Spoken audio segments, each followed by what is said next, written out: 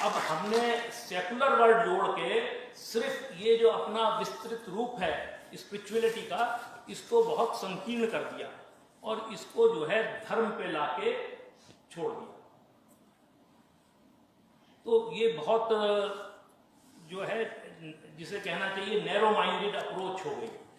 वरना तो भारत जो है हमेशा हमेशा से आदिकाल से एक आध्यात्मिक देश है और इसका तो नाम Republic, spiritual Republic of India होना चाहिए था।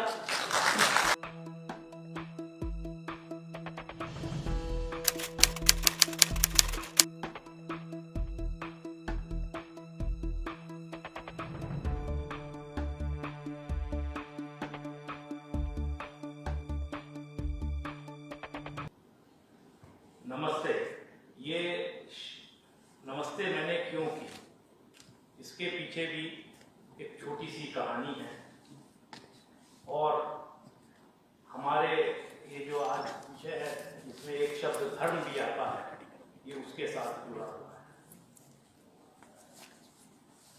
हम सभी मानते हैं कि हर मनुष्य में, हर जीवात्मा में एक परमात्मा का अंश होता है, आत्मा होती है।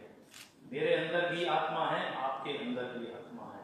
यह नमस्ते मैं आपके अंदर उस आत्मा परमात्मा के उस अंश को कर रहा हूँ, उसको मैं रिस्पेक्ट शो कर रहा हूँ जो आपके शरीर में विद्यमान है। आई बाउ इन रिस्पेक्ट टू द आत्मा with in you which is part of the परमात्मा। ये आत्मा और परमात्मा के बीच का नमस्कार है। और हम ये भी मानते हैं, हम जिस अब सामने वाले को नमस्ते करते हैं उसकी जो यश, कीर्ति या उसका जो भी उसमें एक गुण है, सद्गुण है, उसका कुछ भाग नमस्ते करने वाले को प्राप्त हो जाता है। इसलिए सूर्य नमस्कार किया जाता है। तो सूर्य की भी जो चमक है, जो उसकी ऊर्जा है, वो हमें प्राप्त हो, इसलिए हम सूर्य नमस्कार करते हैं।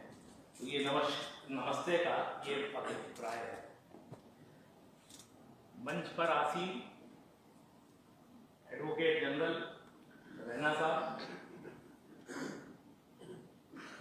Additional solicitor general Shri Vishal Sharma ji, PM Shamshi जी, विकास शर्मा जी, अधिवक्ता परिषद के सभी सदस्यगण, यहाँ उपस्थित सभी वरिष्ठ अधिवक्ता, विशिष्ट अतिथिगण, सभी को एक बार फिर मेरा प्रणाम।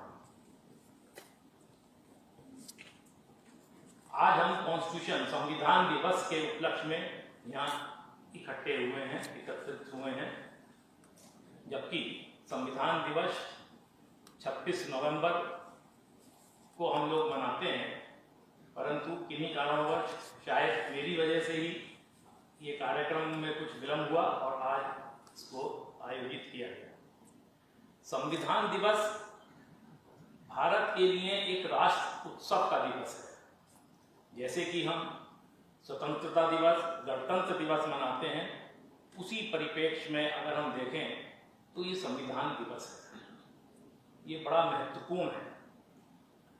आज के दिन हम बार बार ये संकल्प दोहराते हैं, हर वर्ष दोहराते हैं कि हम संविधान की मर्यादा बनाए रखेंगे और संविधान से जो है मार्गदर्शित होते रहेंगे।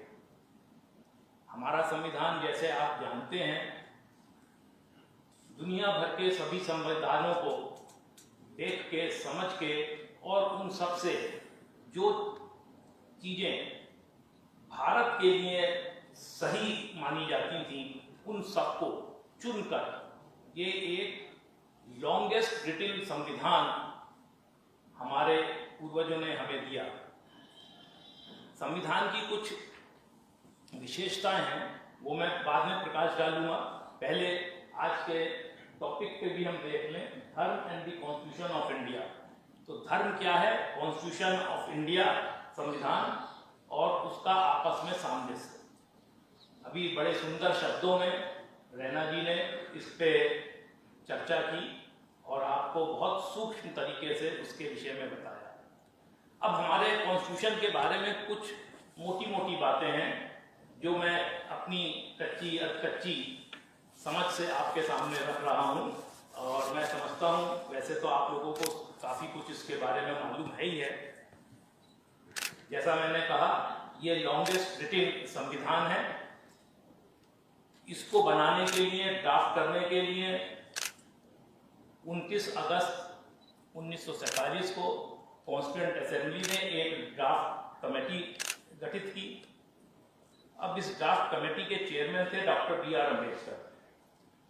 इन्होंने सभी संविधानों को अच्छी तरह से पढ़ा, समझा और उसके बाद लगभग 11 सेशंस हुए, जिसमें 165 दिन अनएंडिंग डिबेट्स हुई और बहुत से सजेशंस, अमेंडमेंट्स उसमें आए। उन सबको अच्छी तरह परखने के लिए और जो भारत के लिए सबसे उचित मालूम दिए, उन सबको देखते हुए इस कॉन्स्टिट्यूशन की रचना की गई। ये पूरा जो ओरिजिनल संविधान है ये पार्लियामेंट में रखा हुआ है। ये हैंड रिटिन है और बड़ी अच्छी कैलियोग्राफी में है। इसको जो है एक कैलियोग्राफर थे बहुत ही फेमस, ये क्या नाम, प्रेम बिहारी रायजादा साहब। उन्होंने जो है कॉन्स्टिट्यूशन क्लब में बैठ के 395 दिनों में इसको लिखा, हिंदी और इंग्लिश दोनों में। और इसके हर पेज पे या कहिए जहाँ हर चैप्टर पे कुछ चित्रों का चित्रण किया गया। वो एक प्रख्यात शांति निकेतन के आर्टिस्ट नंदलाल बोस जी के द्वारा बनाए गए, उनकी टीम के द्वारा बनाए गए। सारे उनके नहीं हैं, उनके शिक्षकों साथियों के हैं, उनके स्टूडेंट्स के हैं। और इन चित्रों में भारतीय सभ्यता और संस्कृति का बहुत अच्छा जो है चित्रण किया गया है। हड़प्पा से लेके महाभारत, रामायण, दांडी यात्रा, गांधी जी, सुभाष चंद्र बोस और सभी चीजें उसमें जो है दर्शाई गई हैं। इसके दर्शाने के पीछे भी कुछ महत्व है। बहुत रिक्वेस्ट के बाद ही इस तरीके का सोच समझ के ही इसमें ये सब जोड़ा गया था, जिससे कि ये सब, क्योंकि मानना था कॉन्स्टिट्यूएंट असेंबली का कि हम भारत का संविधान, भारत का जो परिवेश है, जो भारत की सभ्यता है, संस्कृति है, उससे अलग नहीं रख सकते। तो उसका समावेश इसमें किया गया था। अब इसका प्रियम्बल भी है। 395 आर्टिकल हैं, 8 शेड्यूल हैं और प्रियम्बल है। ये 3 ओरिजिनल, उसमें 3 भाग थे। प्रियम्बल के लिए राम मनोहर सिन्हा साहब एक जबलपुर के आर्टिस्ट थे, उन्होंने इसको क्रिएट करा। और इसमें भी इसका जो बॉर्डर बनाया गया उसकी काफ़ी चर्चा रहती है। और ये एक अपने आप में अनूठा, जिसको सांची का और बहुत सी यहाँ की एंशियंट अजंता एलोरा की इमारतों का कुछ न कुछ उसमें से अंश दिया गया है। अब ये कॉन्स्टिट्यूशन जो है बन के जब तैयार हो गया तो ये 26 नवंबर 1949 को हम लोगों ने अडॉप्ट करा, अपने आप को दिया। और अंत में 24 जनवरी 1950 को इस कॉन्स्टिट्यूशन पे जो है एक कॉन्स्टिट्यूएंट असेंबली का लास्ट सेशन बुलाया गया। उस दिन इस पर हस्ताक्षर किए गए। डॉक्टर राजेंद्र प्रसाद जो प्रेसिडेंट थे, उन्होंने सबसे पहले करे और उसके बाद सभी सदस्यों के उस पर हस्ताक्षर हैं। ओरिजिनल कॉन्स्टिट्यूशन में ये सब उपलब्ध है। आजकल उसकी लॉ मिनिस्ट्री में कॉपीज करा के सभी को वितरित भी की हैं। और 26 जनवरी को हमने इसको एनफोर्स किया। इस तरीके से ये कॉन्स्टिट्यूशन बन के हमारे सामने आया। अब हम धर्म की बात करते हैं।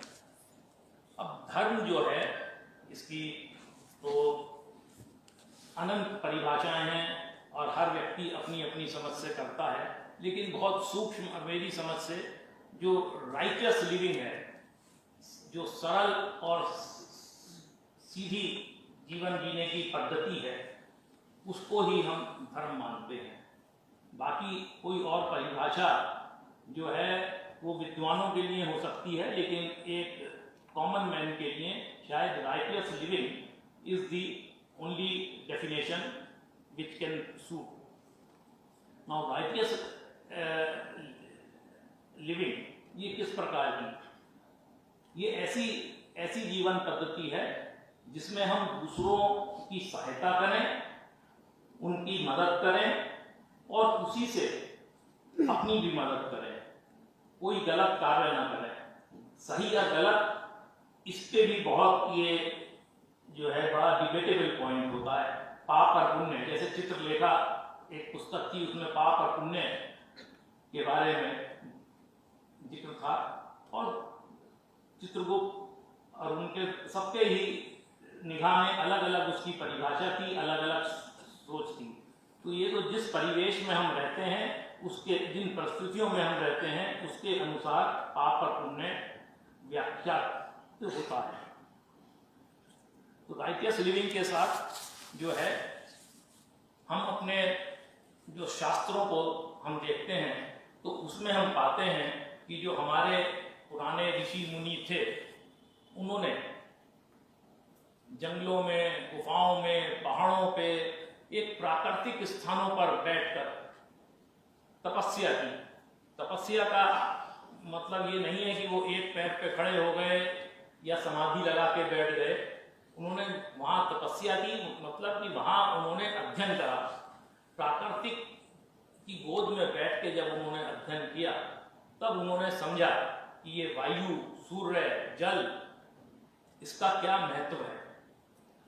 और उसके साथ उन्होंने जीवन, हर मनुष्य की, जानवरों की, सभी की जीवन पद्धति को समझा और उसके बाद कुछ प्राकृतिक नियम उन्होंने बनाए और वो नियम ही हमारे धर्म शास्त्रों में वर्णित हैं, श्लोकों के रूप में, जो शायद थोड़ा आज के हम लोग जो हैं पढ़ के समझने में हम लोग दिक्कत महसूस करते हैं। जिन लोगों को संस्कृत आती है, वेद भाषा आती है, वो लोग तो बहुत आसानी से, कुछ लोगों को तो कंठस्थ भी हैं, लेकिन हम लोग तो पढ़ते नहीं है, ना तो हम वेद के छात्र है, ना वेद के ऊपर कोई हमने कभी शोध या पढ़ाई करी। तो जो सुनाया जो घर में, उसी के अनुसार, उसी के आधार पर मैं अपनी बात रख रहा हूँ, कोई प्रमाणिक रूप से मैं नहीं कह रहा हूँ। तो ऐसे हमारे ये जो ऋषि मुनि थे, उनके द्वारा ये शास्त्रों में कुछ धार्मिक सिद्धांत प्रतिपादित किए गए और ये उनके अनुभव पर भी बहुत निर्भर करते थे।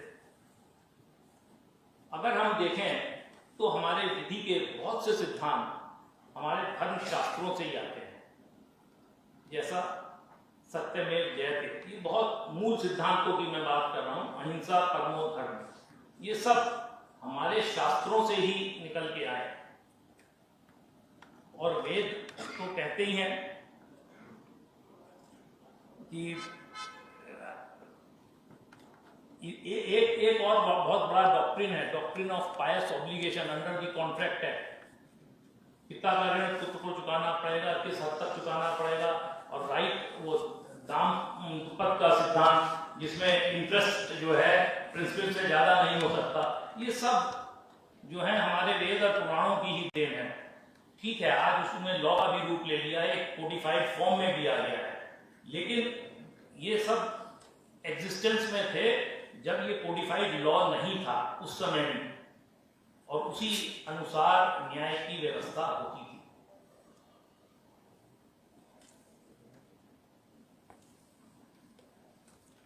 कहते हैं वेद सर्व ज्ञान में होते हैं।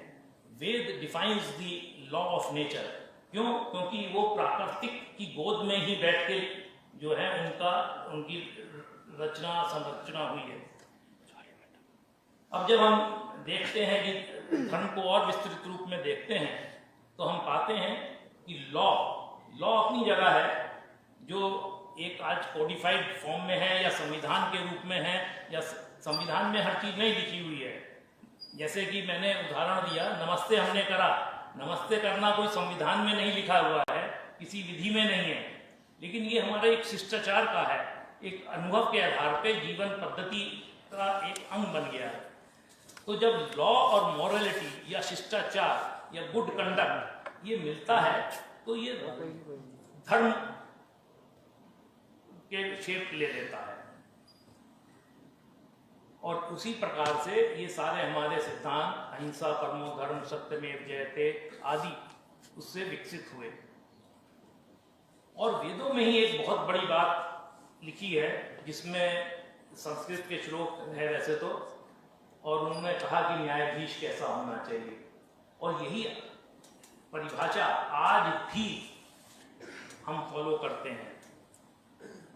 वेद कहते हैं let the king appoint as members of the court of justice honorable men of tried integrity who are able to bear the burden of administration of justice and who are well versed in the sacred laws।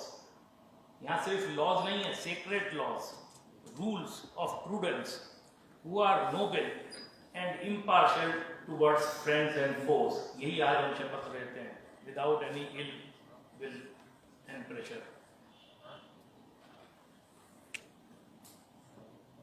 अब हम अगर अपने पुराने text देखें तो उसमें बहुत से सिद्धांत ऐसे मिलेंगे जो हमारे आज के विधि के सिद्धांतों को परिभाषित करते हैं।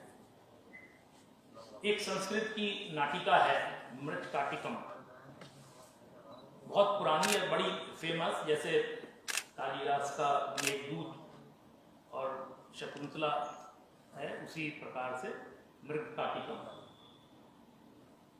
इस नाटिका में दो व्यक्तियों को की जो आपस में प्रेम करते थे, चारुदत्त था एक उच्च कोटि का ब्राह्मण और वसंत दत्ता एक देवदासी स्त्री, इनके प्रेम की कथा। और अंत में होता क्या है कि इनके प्रेम से लोगों को ईर्ष्या होती है और ये वसंत दत्ता का जो है ये इसका जो है किलिंग हो जाती है। तो ये और इसमें मुकदमा जो है चारुदत्त पे चलता है कि इन्होंने अपनी प्रेयसी का खून कर दिया। पूरी सभा बैठती है और जो जूरी की तरह, और वो इस निष्कर्ष पर पहुंचती है कि he is guilty, Charudatta is guilty of the murder. और वो राजा को रिकमेंड करते हैं कि आप उचित दंड इनको दें। वैसे दंड तो इसमें फांसी का ही है, लेकिन क्योंकि चारुदत्त एक ब्राह्मण व्यक्ति है और ब्राह्मण व्यक्ति को मृत्यु दंड देना उचित नहीं होता, इस चीज को ध्यान में रखा है। अब देखिए, एक प्रिंसिपल लॉ का था कि अगर आप मर्डर करते हैं तो मृत्यु दंड मिलेगा, लेकिन अगर ब्राह्मण अपराधी है तो शायद उसको मृत्यु दंड नहीं देना चाहिए। अब इसके ऊपर जो है राजा को सोचना था, विचार करना था। अब ये राजा के पास पहले क्यों भेजा गया? एक तो आज विधि का सिद्धांत वही है कि जहां सेकंड ट्रायल मर्डर फांसी की सजा देती है तो कंफर्मेशन के लिए हाईकोर्ट भेजता है। वही सिस्टम उस जमाने में भी लागू होता था और वो आज तक हम फॉलो करते आ रहे हैं, एडॉप्ट हमने कर रखा है। ऐसा नहीं है कि एक न्यायाधीश ने कह दिया फांसी तो फांसी, उसकी कहीं ना कहीं स्क्रूटनी होती थी और आज भी होती है। अब जब राजा ने उस पर विचार करा तो उन्होंने कहा नहीं, इसको फांसी ही की सजा मिलनी चाहिए, क्योंकि अपवाद का भी अपवाद होता है। ये ब्राह्मण है इसलिए इसको फांसी की सजा नहीं मिलनी चाहिए, लेकिन अगर ब्राह्मण एक स्त्री की हत्या करता है तो उसको फिर फांसी की ही सजा देनी पड़ेगी। तो ये अपवाद का अपवाद जो है वहां निकाला गया। तो कहने का तात्पर्य केवल इतना ही है कि हमारे बहुत से सिद्धांत जो आज के विधिक सिद्धांत हैं, ये पुराने हमारे शास्त्रों में जो उद्धृत सिद्धांत हैं उन्हीं को हम फॉलो से आ रहे हैं।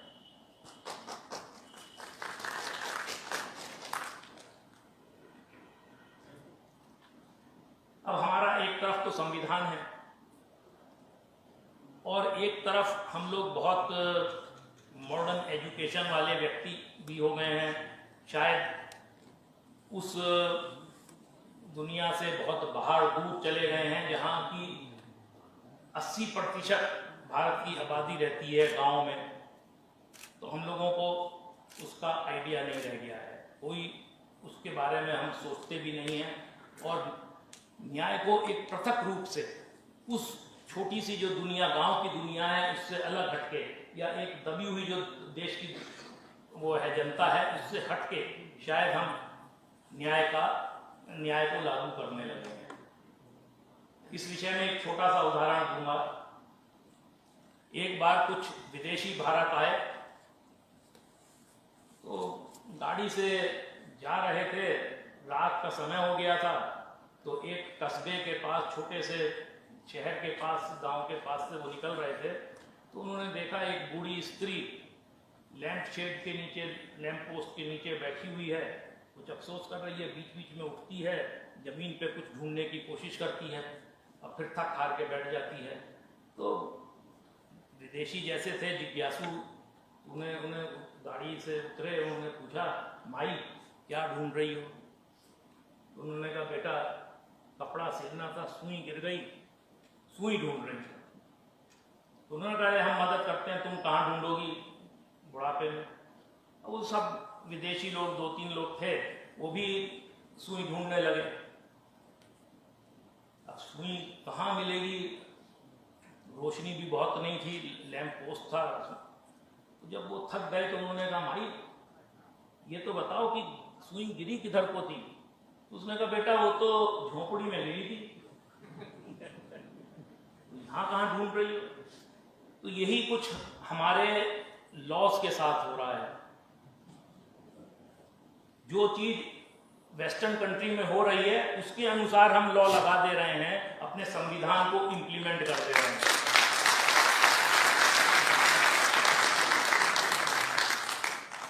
जबकि होना ये चाहिए कि जिस परिस्थितियों में, जिस परिवेश में, जिस सभ्यता संस्कृति में हम पले बड़े हुए हैं, उसको देखते हुए हमें संविधान को आगे ले जाना है, तभी वो सच्चे रूप में हमें मार्गदर्शित कर सकता है।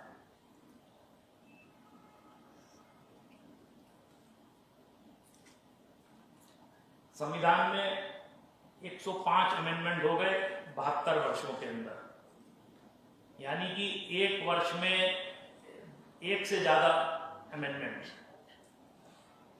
बहुत मजबूत कॉन्स्टिट्यूशन, बहुत समझ बूझ के साथ बनाया हुआ कॉन्स्टिट्यूशन, उसके बावजूद इतने अमेंडमेंट। रैना साहब ने कहा ये एक लिविंग कॉन्स्टिट्यूशन की निशानी है। बिल्कुल, बहुत अच्छी बात है, अमेंडमेंट होने चाहिए और अमेंडमेंट सार्थक भी होते हैं, लेकिन कई बार हम अपनी हट के आगे ही अमेंडमेंट कर लेते हैं, या उन अमेंडमेंट का कोई बहुत महत्व नहीं होता। तो उस प्रकार से, या जो देश हित में अमेंडमेंट नहीं है उनको करने का कोई लाभ नहीं। हमें बहुत सोच समझ के अमेंडमेंट्स करने चाहिए।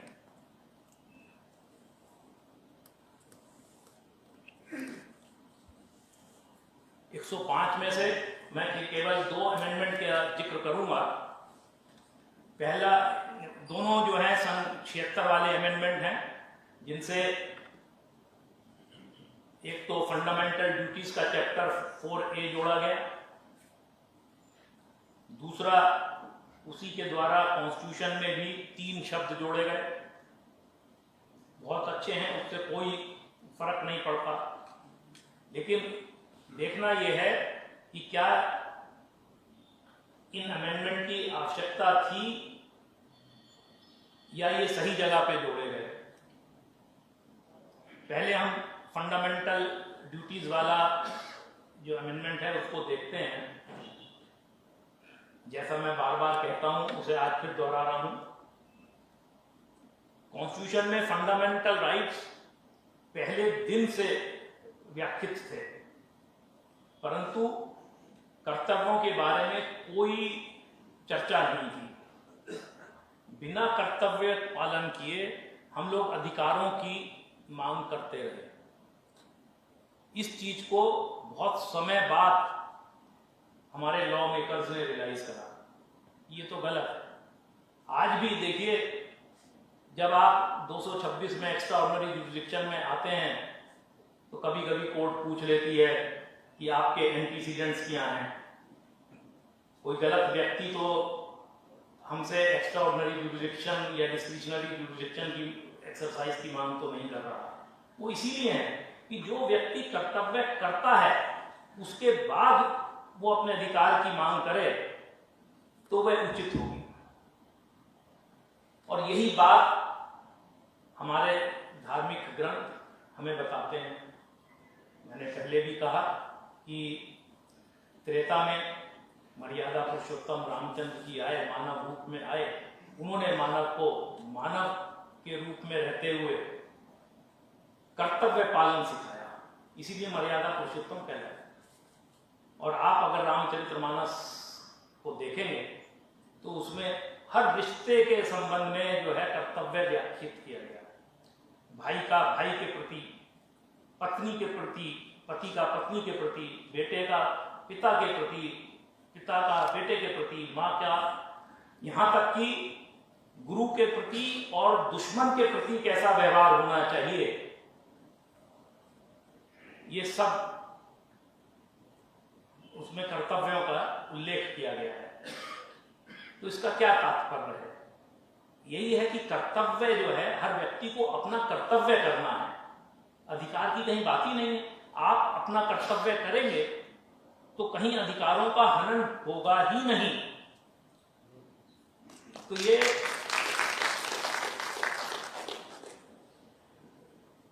ये फंडामेंटल ड्यूटीज का जो चैप्टर था, ये भी हमारे संविधान में प्रारंभ से ही होना चाहिए था, परंतु ऐसा नहीं हुआ। लेकिन देर आए दुरुस्त आए। अब आप फिर से अपने शास्त्रों की तरफ जाएं तो अब हमारा जो है द्वापर में भगवान श्री कृष्ण आ गए। कहा जाता है कि उन्होंने महाभारत की रचना कर दी, भाइयों को भाइयों से लड़ा दिया। दोनों पक्ष हैं, कुछ लोग उसे अच्छा मानते हैं, कुछ क्रिटिसाइज करते हैं, लेकिन उन्होंने वास्तव में क्या मैसेज दिया ये देखने की बात है। उन्होंने यही बताया कि जहां व्यक्ति अपने दायरे में रहते हुए, अपने एक जो लक्ष्मण रेखा है उसके रहते हुए और अपने कर्तव्यों का पालन करता रहता है, और उसके बाद भी उसके साथ अन्याय हो रहा है, तो उसे खड़ा होना पड़ेगा, आवाज उठानी पड़ेगी और अधिकारों के लिए लड़ना पड़ेगा। यही उन्होंने शिक्षा पांडवों को दी कि नहीं, ऐसा नहीं कि सब छोड़ दो। वो तो 5 गांवों में ही मांगने गए थे, तो कहा एक सुई की नोक के बराबर भी नहीं देंगे। तो यहाँ पे जो है अधिकारों का उल्लंघन हो रहा था, जबकि पांडव हमेशा से उनकी निगाह में, श्री कृष्ण की निगाह में, एक मर्यादित रूप में अपने कर्तव्यों का पालन करते आ रहे थे। उस परिप्रेक्ष्य में भारत की जो है भूमिका बनी और कुरुक्षेत्र में युद्ध हुआ। तो कर्तव्य करते हुए अगर अधिकारों का हनन हो तभी अधिकारों की मांग होनी चाहिए, ये बाद में है। फिर गौतम बुद्ध आए, उन्होंने कहा अधिकार की लड़ाई इतनी बढ़ गई है कि अब ये रुक नहीं रही, सारे में मारकाट है, खून खराबा है, तो उन्होंने अहिंसा परमो धर्म का संदेश दिया। तो ये स्टेप वाइज है। तो कॉन्स्टिट्यूशन में भी ऐसे ही होना चाहिए था, या हो गया जैसे, लेकिन चैप्टर अभी भी हमारा बाद में है। ड्यूटीज का, फंडामेंटल ड्यूटीज की उतनी इंपॉर्टेंस नहीं है, वो बाद में है। फंडामेंटल राइट्स चैप्टर 3 में आ जाते हैं, जबकि चैप्टर 2 के बाद, सिटीजनशिप के बाद ही सिटीजन्स का कर्तव्यों का उल्लेख कर देना चाहिए, मैं ये मानता हूं। तो ये रहा एक अमेंडमेंट जो सन 76 का हुआ, वेरी इंपॉर्टेंट, महत्वपूर्ण जिसे कहिए, और ये हमें कर्तव्यों की ओर ध्यान आकर्षित करता है। लेकिन आज भी कोई भी नागरिक इन कर्तव्यों का पालन करने की चेष्टा ही नहीं करता, क्योंकि उसको 51A के बारे में पढ़ाया ही नहीं जाता और ना कोई अपने आप प्रयास करता। तो आज अधिवक्ता परिषद के माध्यम से मैं यही कहूंगा कि जब भी आपका कोई कार्यक्रम हो तो फंडामेंटल ड्यूटीज पे ज्यादा प्रकाश डालें, ज्यादा जोर दें। अब दूसरा एक छोटा सा अमेंडमेंट हुआ कॉन्स्टिट्यूशन के प्रीएम्बल में। We the people of India having solemnly resolved to constitute India into a sovereign democratic republic. Sovereign democratic republic, these are the original words. उसमें फिर ऐड कर दिया गया सोशलिस्ट एंड सेकुलर, ये दो शब्द कर दिए गए।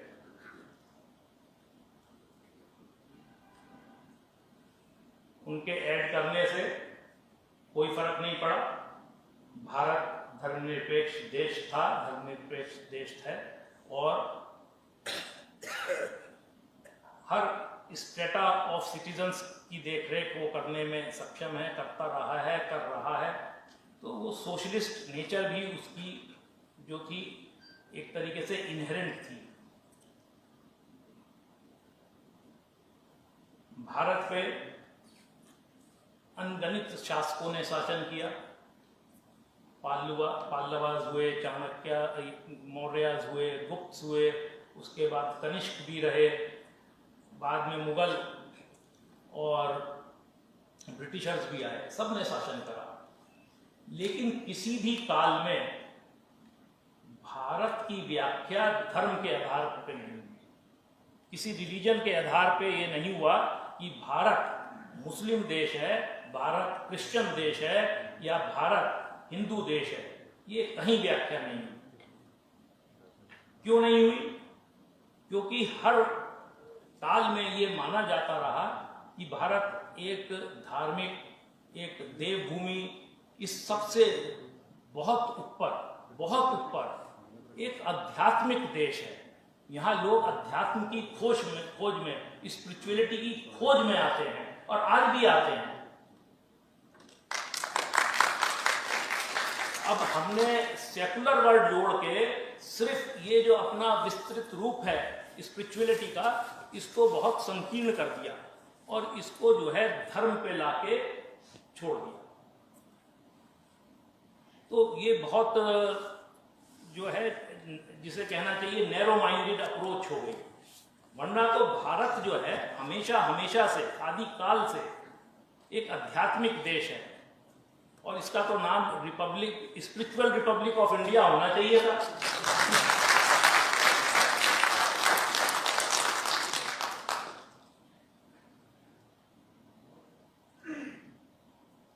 एक मैं अपनी बात को बस समाप्ति कर रहा हूं, लेकिन उससे पहले मेरे एक विधि के जो शिक्षक थे, मेरे गुरु कहिए, जो लॉ मुझे पढ़ाते थे, आज बड़े फेमस प्रख्यात कवि हैं हरिओम पवार जी, उन्होंने मुझे पढ़ाया है लॉ में।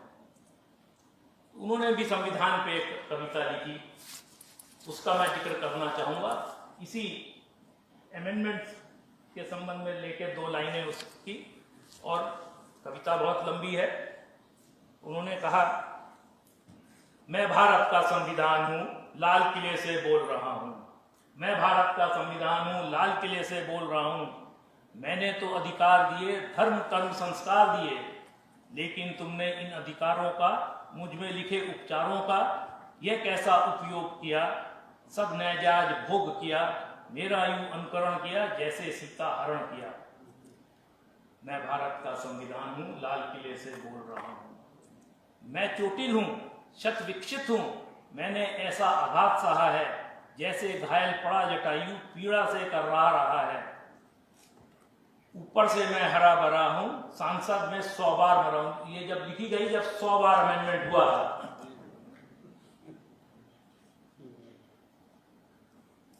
तो संविधान हमारा कितना भी अच्छा हो, डॉक्टर अंबेडकर ने भी कहा कि अगर संविधान अच्छा है और उसको चलाने वाले अच्छे हैं तो सब ठीक ठाक रहेगा, परंतु उनको उसका पालन करने वाले लोग, उसको चलाने वाले लोग अगर सही मंशा से उसको नहीं चलाएंगे तो अच्छे से अच्छा संविधान जो है बेकार हो जाएगा। और बेकार से बेकार संविधान अच्छा हो सकता है अगर उसको चलाने वाले लोग अच्छी इंटेंशन से, अच्छे उद्देश्य से उसको चलाएं। तो इन्हीं शब्दों के साथ मैं माँ भारती को नमन करता हूँ। जय भारती, जय हिंद।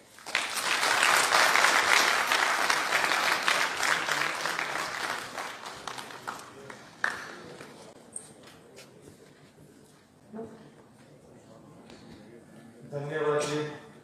आपके मार्गदर्शन द्वारा आज के विषय पर हम सभी को ज्ञानवर्धक हुआ है।